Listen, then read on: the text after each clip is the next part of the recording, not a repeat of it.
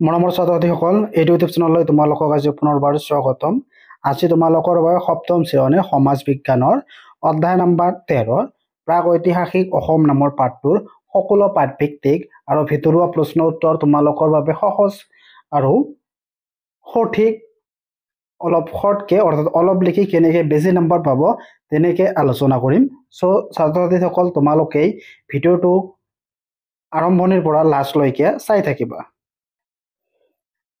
অনুশীলনীত দিয়া আছে 1 নম্বৰত উত্তৰ লিখা। ইয়াৰ ক নম্বৰ কোৱেশ্চনটো হৈছে নৱগ্ৰহ মন্দিৰ ক'ত অৱস্থিত? ইয়াৰ উত্তৰ হ'ব গুৱাহাটীৰ চিত্ৰাচল পাহাৰত নৱগ্ৰহ মন্দিৰ অৱস্থিত। তাৰপিছত খ নম্বৰ কোৱেশ্চনত দিয়া আছে বৰ্মন বংশৰ প্ৰতিষ্ঠাতা কোন আছিল? ইয়াৰ উত্তৰ হ'ব পুষ্যবৰ্মনে বৰ্মন বংশৰ প্ৰতিষ্ঠাতা আছিল বা পুষ্যবৰ্মনে বৰ্মন বংশ প্ৰতিষ্ঠা কৰিছিল। তাৰপিছত গ নম্বৰ কোৱেশ্চনত দিয়া আছে হিউৱেন চাঙে কোন বিশ্ববিদ্যালয়ত বৌদ্ধ ধৰ্ম সম্পৰ্কে চৰ্চা কৰিছিল? ইয়াৰ উত্তৰ হ'ব হিউৱেন চাঙে নালন্দা বিশ্ববিদ্যালয়ত বৌদ্ধ ধৰ্ম সম্পৰ্কে চৰ্চা কৰিছিল। কোন বিশ্ববিদ্যালয়ত? হিউৱেন চাঙে নালন্দা বিশ্ববিদ্যালয়ত বৌদ্ধ ধৰ্মৰ সম্পৰ্কে চৰ্চা কৰিছিল। খ নম্বৰ কোৱেশ্চনত দিয়া আছে বৰ্তমান কামৰূপ জিলাক কি ভাগত ভাগ কৰা হৈছে? ইয়াৰ উত্তৰ হ'ব বৰ্তমান কামৰূপক 4টা ভাগত ভাগ কৰা হৈছে। ইয়াত 4টা ভুল হৈ আছে। 4টা ভাগত ভাগ কৰা হৈছে ৰত্নপীঠ, কামপীঠ, স্বৰ্ণপীঠ আৰু চৌমাৰপীঠ। এই 4টা ভাগত কামৰূপক বা কামৰূপ জিলাক ভাগ কৰা হৈছে। কি তোমালোকৰ এইটো ভেৰি ভেৰি ইম্পৰ্টেণ্ট কোৱেশ্চন, তোমালোকে ভালদৰে মনত ৰাখিবা। ৰত্নপীঠ, কামপীঠ, স্বৰ্ণপীঠ আৰু চৌমাৰপীঠ। তাৰপিছত 9 নম্বৰ কোৱেশ্চনত দিয়া আছে দানৱ বংশ কোনে প্ৰতিষ্ঠা কৰিছিল? ইয়াৰ উত্তৰ হ'ব কোনে? মহিৰংগ দানৱে দানৱ বংশ প্ৰতিষ্ঠা কৰিছিল। মহিৰংগ দানৱ আছিল দানৱ বংশৰ প্ৰতিষ্ঠাতা। তাৰপিছত 6 নম্বৰ কোৱেশ্চনত দিয়া আছে ডুবি আৰু নিধানপুৰ তাম্ৰলিপি কাৰ ৰাজত্বকালত খোদিত হৈছিল? ইয়াৰ উত্তৰ হ'ব ডুবি আৰু নিধানপুৰ তাম্ৰলিপি ভাস্কৰ বৰ্মনৰ ৰাজত্বকালত খোদিত কৰা হৈছিল। কাৰ ৰাজত্বকালত? ভাস্কৰ বৰ্মনৰ ৰাজত্বকালত।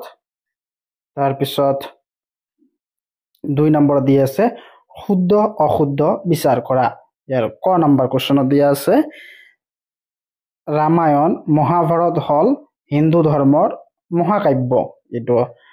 এইটো শুদ্ধ হ'ব। তাৰপিছত খ নম্বৰ কোৱেশ্চনত দিয়া আছে নৰকাসুৰৰ বংশধৰ নাম দানৱ বা অসুৰ আছিল। এইটো অশুদ্ধ হ'ব।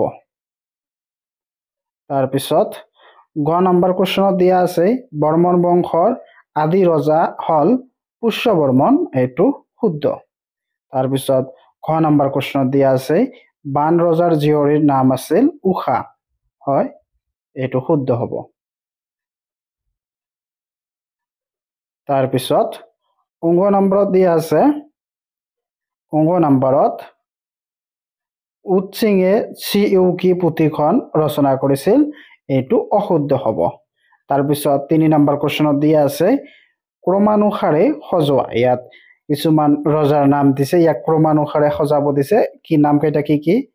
বৰ্মন বংশ। এই বংশৰ নাম দিছে তোমালোকক আৰম্ভণিৰ পৰা লাষ্টলৈকে ক্ৰমান্বয়ে সজাব দিছে চিৰিয়েল ভাৱে।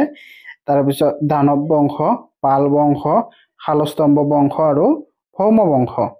এইটো চিৰিয়েলি সজালে এনেকৈ হ'ব। প্ৰথমে আহিব দানৱ বংশ, তাৰপিছত ভৌম বংশ, তাৰপিছত আহিব বৰ্মন বংশ, তাৰপিছত শালস্তম্ভ বংশ, তাৰপিছত লাষ্টত আহিব কি? পাল বংশ। এনেকৈ তোমালোকক সজাব লাগিব।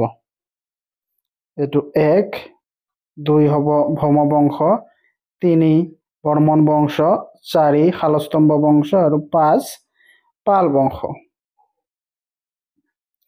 তাৰপিছত 4 নম্বৰত দিছে কি খালী ঠাই পূৰ কৰা। ইয়াৰ কত দিয়া আছে দানৱ ৰাজ্যৰ ৰাজধানী আছিল খালী ঠাইত কি হ'ব?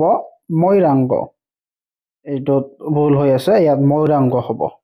কাৰণ হ'ব মৈৰাংগ। তাৰপিছত খ নম্বৰত দিয়া আছে সমুদ্ৰগুপ্তৰ দেশত কামৰূপৰ উল্লেখ পোৱা যায়। ইয়াৰ খালি ঠাইত হ'ব এলাহাবাদৰ প্ৰস্তুতিত। তাৰপিছত গ নম্বৰত দিছে কি দেশ কুমাৰ ভাস্কৰ বৰ্মনৰ সমসাময়িক ৰজা আছিল। এইটো কি কামৰূপৰ কুমাৰ ভাস্কৰ বৰ্মনৰ সমসাময়িক ৰজা আছিল। তাৰপিছত খ নম্বৰত দিছে কি মদন কামদেৱ দেশ ৰজাসকলৰ স্থাপত্য কৃতি। এইটো ভগ্নাৱশেষ পালবংশী। তাৰপিছত 9 নম্বৰত দিয়া আছে দেশ হ'ল শালস্তম্ভ বংশৰ প্ৰতিষ্ঠাপক। ইয়াৰ উত্তৰত হ'ব বা খালি ঠাইত হ'ব শালস্তম্ভ। শালস্তম্ভই হ'ল শালস্তম্ভ বংশৰ প্ৰতিষ্ঠাপক। তাৰপিছত 5 নম্বৰত দিছে চমু টকা লিখা। প্ৰথমে কি শালস্তম্ভ বংশ। ইয়াৰ উত্তৰত হ'ব বৰ্মন বংশৰ পাছত শালস্তম্ভসকলেই কামৰূপত সিংহাসন দখল কৰে। উল্লেখ আছে যে এই বংশৰ 21 জন ৰজাই কামৰূপত প্ৰায় 300 বছৰ কাল ৰাজত্ব কৰিছিল।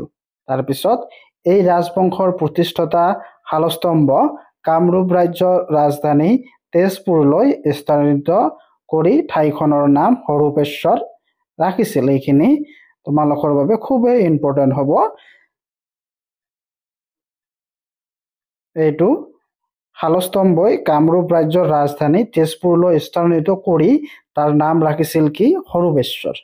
শালস্তম্ভসকলেই কামৰূপত ৰাজত্ব কৰি থকা সময়ত উৎসিং নামৰ এজন চীনা পৰিব্ৰজক ভাৰতবৰ্ষলৈ আহিছিল। তেওঁৰ লিখনিত সেই সময়ত কামৰূপ ৰাজ্যৰ সীমা পশ্চিমে নালন্দা অঞ্চললৈ বিস্তৃতি বুলি উল্লেখ পোৱা যায়। তাৰপিছত খত দিয়া আছে কি পাল বংশ। শালস্তম্ভসকলৰ পাছত পাল বংশৰ ৰাজবংশই কামৰূপ ৰাজ্য ৰাজপাটত উঠে। ব্ৰহ্মপাল এই বংশৰ প্ৰতিষ্ঠাতা বুলি জনা যায়। তাৰপিছত তেওঁলোকৰ ৰাজ্যৰ ৰাজধানী দুৰ্জনগৰ আছিল বুলি উল্লেখ পোৱা যায়। তাৰপিছত ৰজা ৰত্নপালেই প্ৰাগজ্যোতিষপুৰত ৰাজত্ব কৰাৰ সময়ত কামৰূপ ৰাজ্যৰ পশ্চিম সীমাত উত্তৰ বংগক চুইছিল বুলি বিভিন্ন সমলৰ পৰা জানিব পোৱা যায়। তাৰপিছত গ কুণ্ডিল ৰাজ্য। আন এখন আখ্যান মতে প্ৰাগৈতিহাসিক যুগৰ কামৰূপৰ ৰাজ্যৰ পূব দিশত কুণ্ডিল নামেৰেই এখন ৰাজ্য আছিল। বৰ্তমান শদিয়া অঞ্চলক এই ৰাজ্যৰ ৰাজধানী কুণ্ডিল নগৰ হিচাপে চিনাক্ত কৰা হয়। ৰাজ্যখনত ভীষ্মক নামৰ এজন ৰজাই ৰাজত্ব কৰিছিল আৰু তেওঁৰ কন্যা ৰুক্মণীক কৃষ্ণাই বিবাহ কৰিছিল। শ্ৰীকৃষ্ণ আৰু ৰুক্মণীৰ বিবাহৰ ঘটনাক লৈ মহাপুৰুষ শংকৰদেৱৰ পাছত ৰুক্মণী হৰণ নাটক ৰচনা কৰিছিল।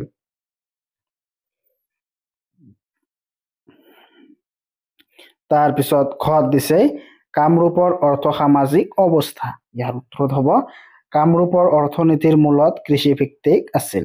হিউৱেনচাঙৰ চিউকিত এই ৰাজ্যৰ জলসিঞ্চনৰ জৰিয়তে খেতি কৰাৰ কথাও উল্লেখ আছে। তাৰপিছত ইয়াৰ উপৰিও বিভিন্ন ধৰণৰ ফল-মূল যেনে কঁঠাল, নাৰিকল, তামোল, পাণৰ খেতি কৰাৰ কথাও উল্লেখ পোৱা যায়। আজিৰ দৰে প্ৰাচীন কামৰূপতো এৰী, পাট, মুগা ইত্যাদি কাপোৰ তৈয়াৰ কৰা হৈছিল। মহাভাৰতৰ ভগদত্ত ৰজাৰ পাট কাপোৰৰ কথা পোৱা যায়। কামৰূপৰ ভাস্কৰ বৰ্মনেও থানেশ্বৰৰ ৰজা হৰ্ষবৰ্ধনলৈ পাটৰ কাপোৰ পঠিয়াইছিল বুলি সমলসমূহৰ পৰা জানিব পাৰি। মাছ ধৰা, নৈৰ পৰা সোণ উলিওৱা, কাপোৰ বোৱা আদিবোৰ প্ৰাচীন কামৰূপৰ সকলৰ আটাইকেইটামান উল্লেখযোগ্য বৃত্তি আছিল। তাৰপিছত 6 নম্বৰত দিছে 50টামান শব্দৰ ভিতৰত উত্তৰ লিখা। ইয়াৰ ক নম্বৰ কুৱেশ্যনটো হৈছে আখ্যান, কিংবদন্তীত আৰু ইতিহাসৰ মাজত পাৰ্থক্য। ইয়াৰ উত্তৰ হ'ব আখ্যান, কিংবদন্তি আৰু ইতিহাসৰ মাজত পাৰ্থক্য হ'ল আখ্যান মূলত কোনো কাহিনী বা গল্প আদি দেৱতা, দৈত্য, মানৱ বা কোনো অন্য সুৰাপন্ন চৰিত্ৰসমূহৰ বিষয়বস্তু হিচাপে থাকে। কিংবদন্তি হ'ল কিছু সুনামী কাহিনী যিখন এতিয়া সুনামী গুণমূলক আত্মাৰ বিষয়বস্তুৰ নিহিত হয়, যেনে সত্য বা অসত্য তাৰ পৰিচয় কৰি দিয়ে। ইতিহাস হ'ল ঘটনাসমূহৰ প্ৰত্যেক বিষয়ে সত্য আৰু তথ্যৰ ওপৰত নিৰ্মিত কোনো কিংবা বেচা কাহিনী। ইতিহাসৰ উদ্দেশ্যৰ মূলত আদালতৰ দ্বাৰা বিচাৰ হোৱা প্ৰমাণসমূহ সুদৃশ্যতা দিয়ে। সেয়ে কাহিনী কিংবদন্তীৰ পৰিপূৰক প্ৰমাণসমূহ বুজা বা বাস্তৱ কিংবা অস্বীকাৰ্য সন্দেহৰ নিৰ্বিধাত আওতান আনে। সংক্ষেপে ক'ব গ'লে আখ্যান বা কিংবদন্তি মূলত কাহিনীবোৰ আৰু মজুৰিৰ এক ধৰণ, আৰু ইতিহাস হ'ল ঘটনাসমূহৰ সত্য বিষয়বস্তুৰ প্ৰকাশৰ ধৰণ। তাৰপিছত খ নম্বৰ কুৱেশ্যনটো হৈছে ভাস্কৰ বৰ্মন আৰু হৰ্ষবৰ্ধনৰ সম্পৰ্ক। ইয়াৰ উত্তৰ হ'ব থানেশ্বৰ ৰাজ্যৰ ৰজা হৰ্ষবৰ্ধন লগত ভাস্কৰ বৰ্মনৰ সুসম্পৰ্ক আছিল। ভাস্কৰ বৰ্মন হৰ্ষবৰ্ধনৰ সমসাময়িক আছিল, ফলত কামৰূপৰ সৈতে কনৌজৰ সুসম্পৰ্ক গঢ়ি উঠিছিল। ভাস্কৰ বৰ্মনে হংসবেগ নামৰ এজন কটকীৰ হাতত নান তৰহৰ উপহাৰ পঠিয়াই হৰ্ষবৰ্ধনৰ সৈতে মিত্ৰতা স্থাপন কৰিছিল। তাৰপিছত গ নম্বৰ কুৱেশ্যনত দিছে হিউৱেনচাঙৰ টোকাত বৰ্ণিত কামৰূপ ৰাজ্য। ইয়াৰ উত্তৰ হ'ব চীনা পৰিব্ৰজক হিউৱেনচাঙে নালন্দা বিশ্ববিদ্যালয়ত বৌদ্ধ ধৰ্ম সম্বন্ধে অধ্যয়ন কৰিছিল। সেই সময়ত ভাস্কৰ বৰ্মনে তেওঁক কামৰূপলৈ আমন্ত্ৰণ জনায়। ভাস্কৰ বৰ্মনৰ আমন্ত্ৰণ ৰক্ষা কৰি হিউৱেনচাং কামৰূপলৈ আহে আৰু প্ৰায় এমাহ কাল কামৰূপত থাকে। তেওঁৰ ভাৰত সম্বন্ধে ৰচনা কৰা চিউকি নামৰ গ্ৰন্থত কামৰূপৰ সম্বন্ধেও বহু কথা লিখি থৈ গৈছে। এই লিখনিৰ পৰা আমি সেই সময়ৰ কামৰূপৰ সম্বন্ধে বহু কথা জানিব পাৰোঁ। হিউৱেনচাঙৰ টোকা মতে সেই সময়ত কামৰূপৰ পৰিধি প্ৰায় 1700 মাইল আছিল। ইয়াৰ লোকসকল সহজ সৰল আৰু চহকী আছিল। কামৰূপৰ লোকসকল স্মৃতি শক্তিত প্ৰখৰ আৰু অধ্যয়নৰ প্ৰতি আগ্ৰহী আছিল। মধ্য ভাৰতৰ ভাষাতকৈ কামৰূপৰ ভাষা অলপ বেলেগ আছিল। ইয়াৰ জলবায়ু সেমেকা আৰু চেঁচা। এই ৰাজ্যত কোনো ধৰণৰ নগৰ নাছিল। উত্তৰ ভাৰতৰ পৰা কামৰূপলৈ চীন দেশলৈ যোৱা এক বাণিজ্যিক পথ আছিল।